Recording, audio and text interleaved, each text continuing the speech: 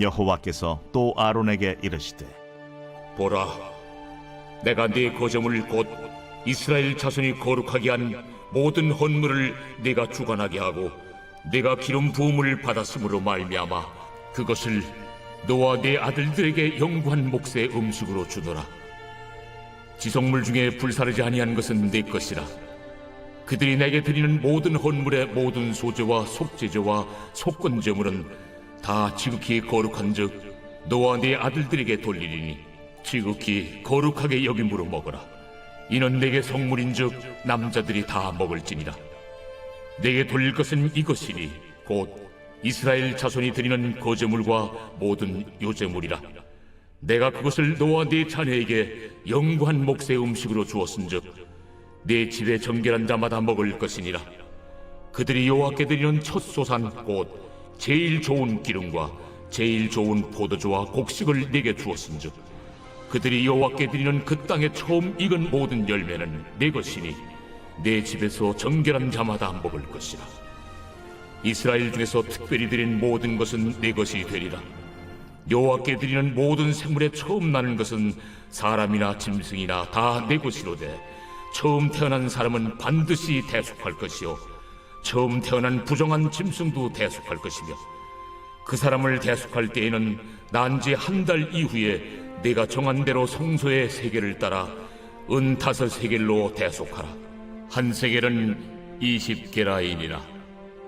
오직 처음 태어난 소나 처음 태어난 양이나 처음 태어난 염소는 대속하지 말지니 그것들은 거룩한즉 그 피는 제단에 뿌리고 그 기름은 불살라 여호와께 향기로운 화제로 드릴 것이며 그 고기는 네게 돌릴지니 흔든 가슴과 오른쪽 넓적다리 같이 네게 돌릴 것이라. 이스라엘 자손이 여호와께 거제로 드리는 모든 성물은 내가 영구한 몫의 음식으로 너와 네 자녀에게 주노니 이는 여호와 앞에 너와 네 후손에게 영원한 소금 언약이니라. 여호와께서 또 아론에게 이르시되 너는 이스라엘 자손의 땅에 기업도 없겠고 그들 중에 아무 분깃도 없을 것이나 내가 이스라엘 자손 중에 내 분깃이요 내 기업이니라. 사랑하는 그스가족 여러분, 좋은 아침입니다. 10월 10일 매일 말씀 나누도록 하겠습니다. 오늘 본문은 어제 나눴던 본문에 이어지는 말씀입니다. 어제 본문은 제사장과 레위인들에게 맡겨주신 그 직무에 관한 말씀이었죠. 제사장은 성소에 대한 죄를 담당하고 또 제사장 직분에 대한 죄를 담당하게 하셨고 또 나머지 레위인들은 제사장들과 합동하여 장막의 모든 일과 또 회막 관리하는 직무를 주셨습니다. 그리고 아론의 자손들에게 제사장의 직분을 선물로 주셨다라고 이제 말씀하셨습니다. 이어지는 오늘 본문에서는 제사장들을 위한 하나님의 공급에 대해서 말씀해 주고 있습니다. 말씀을 보면서 함께 살펴보도록 하겠습니다. 8절에서 10절까지 보니까요, 야훼께서 아론에게 말씀하시길 내가 내 거제물 곧 이스라엘 자손이 거룩하게 한 모든 헌물을 내가 주관하게 하고 또 내가 기름 부음을 받았으므로 말미암아 그것을 너와 내 아들들에게 영구한 몫의 음식으로 주노라. 또 지성물 중에 불사르지 아니한 것은 내 것이라. 그들이 내게 드리는 모든 헌물의 모든 소제와 속제제와 속건제물은 다 지극히 거룩한 것인즉 너와 내 아들들에게 돌리리니 지극히 거룩하게 여김으로 먹으라.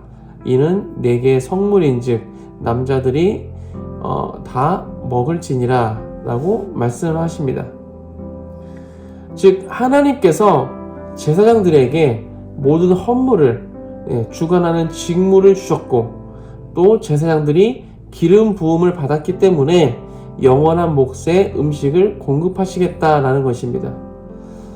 여기서 기름 부음 받았다는 것은 무엇을 의미합니까? 하나님께서 사용하시기 위해 거룩하게 구별하셨다는 것입니다. 이것을 상징적으로 보여주기 위해 실제로 이제 기름을 머리에 붓기도 하죠. 어쨌든 하나님의 제단을 위해 섬기도록 부르셨고 또 거룩하게 구별하셨기 때문에 영원토록 먹을 양식을 공급하신다는 것입니다.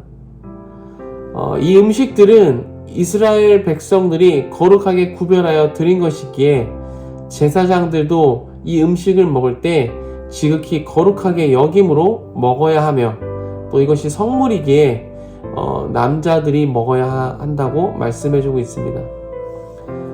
그리고 11절을 보니까 이스라엘 자손이 드리는 거제물과 모든 요제물을 아론과 그의 자녀에게 영구한 몫의 음식으로 주셨기 때문에 집에 정결한 자마다 먹을 것이다 라고 말씀해주고 있습니다. 앞에서 말씀드렸던 희생제물과는 다르게 성소에 드린 거제물은 제사장 가족 전체가 먹되 정결한 자만 먹을 수 있습니다. 이스라엘 백성들은 하나님께 그 첫 소산, 즉 처음 익은 모든 열매를 하나님께 드리는데 이렇게 이스라엘 중에서 특별히 드린 모든 것은 제사장의 것이라고 말씀해주고 있습니다. 모든 생물의 처음 나는 것 역시 하나님께 드려야 했고 또 드려진 것은 제사장의 것이 되었습니다. 그런데 처음 태어난 자녀를 이렇게 드릴 수는 없겠죠. 그래서 처음 태어난 자녀의 경우 자녀를 드리는 대신 성소의 세계를 따라 은 5세겔로 대속하라 라고 말씀하셨습니다. 그리고 처음 태어난 부정한 짐승도 마찬가지로 첫 새끼를 드리는 대신 대속해야 합니다. 왜냐하면 부정한 짐승은 제단에 올릴 수 없기 때문입니다. 반면 처음 태어난 소, 또 그리고 양, 그리고 염소는 대속하지 말고 첫 새끼를 하나님께 드려서 피는 제단에 뿌리고 기름은 불살라서 야훼께 향기로운 화제로 드릴 것이며 그 고기는 제사장에게 돌리라 라고 말씀하셨습니다. 이스라엘 자손이 야훼께 거제로 드리는 모든 성물은 영구한 몫의 음식으로 아론과 그의 자손에게 주시겠다라고 말씀하셨는데 하나님께서는 이것을 아론과 그의 후손에게 영원한 소금 언약이라고 말씀하셨습니다. 그리고 아론은 이스라엘 자손의 땅에 기업도 없겠고 아무 분깃도 없을 것이나 하나님께서 아론의 분깃과 기업이라고 말씀하셨습니다. 여기까지가 오늘 본문의 내용이었습니다. 제사장들의 음식을 영원히 공급하시겠다는 것은 제사장들에게는 매우 실제적인 이야기일 것입니다. 왜냐하면 레위인들은 땅의 분배를 받지 않기 때문입니다. 레위인들, 특히 제사장들은 하나님께서 거룩하게 구별하여 사용하시는 자들이기에 이들의 기업은 땅이 아닌 하나님이라는 것입니다. 이들은 하나님의 공급으로 살아가는 자들입니다. 이 시대를 살아가고 있는 우리들도 마찬가지라고 생각되어집니다. 하나님께서는 우리들을 이 시대의 제사장들로 거룩하게 구별하여 세우셨습니다. 그렇기 때문에 우리는 이 땅의 소산물로 살아가는 것이 아니라 하나님의 공급하심으로 살아가는 자들인 줄 믿습니다. 하나님 나라의 백성으로서 하나님의 자녀로서 거룩하게 구별되어 살아가는 자들에게는 하나님께서 영원토록 공급하시는 양식이 있는 줄 믿습니다. 그렇기 때문에 우리는 이 땅을 의지하지 않습니다. 이 세상의 법칙과 가치관을 따르지 않습니다. 오직 하나님만을 의지하며 하나님의 공급으로 살아가고 하나님 나라의 가치관, 하나님 나라의 법칙을 따라 살아가는 것입니다. 세상 사람들은 이렇게 구별된 삶을 사는 우리를 향해서 걱정의 말을 하기도 합니다. 그렇게 해서 어떻게 먹고 살래? 주식도 하고 코인도 해야지. 또는 이번에 지어지는 아파트 분양받으면 무조건 2배 이상 뛴다고 한다. 목숨 걸고 분양받아라. 그리고 또 애들 그렇게 공부시켜서 대학 들어가겠냐. 고3인데 교회 1년 쉬게 하고 내년부터 다시 나가게 하면 되지 않냐. 정말 많은 말들을 합니다. 안타깝게도 가끔은 신앙이 있는 분들조차도 이와 비슷한 말을 할 때가 있다라는 것이죠. 며칠 전에 유튜브에 올라온 게시물 그 제목을 봤었는데요. 참 마음이 좀 아팠습니다. 이제 90세가 된 할아버지이신데 무슨 박사 학위를 가지고 계신 분인지 그 이름 옆에 뭐 박사라고 써 있었습니다. 그 영상의 제목이 무엇이었는가 하면 살아보니 모든 게 돈입니다. 돈 없는 노후는 고통입니다 였습니다. 박사까지 공부하신 분이 90세가 되도록 살아봤는데 살아보니 모든 게 돈이다. 돈 없는 노후는 고통이다 라고 말할 수밖에 없다니 정말 너무 마음이 아팠습니다. 어쩌면 이것이 하나님 없는, 예수님 없는 이 땅에서의 삶인 것 같습니다. 물론 돈이 없으면 불편하고 힘들겠죠. 그렇다고 돈이 인생의 전부는 아닌 것입니다. 만약 인생에 있어서 돈이 전부라면 돈이 많은 사람일수록 행복 지수가 높아야 하는데 그렇지 않다라는 것이죠. 돈이 많으면 삶이 여유롭고 편할 수는 있어도 돈이 행복을 보장해 주지는 않더라는 것입니다. 재산 때문에 자식들이 서로 욕하고 소송 걸고 재판하고 이런 것은 전혀 행복하지 못한 삶의 모습이죠. 돈이 있는 노후도 고통이 될 수 있는 것입니다.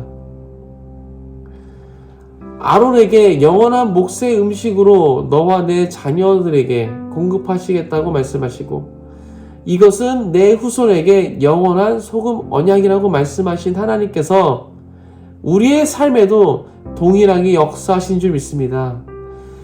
혹시 우리에게 땅의 기업이나 분깃이 없다 할지라도 하나님께서 우리의 기업이 되어주시고 분깃이 되시는 줄 믿습니다.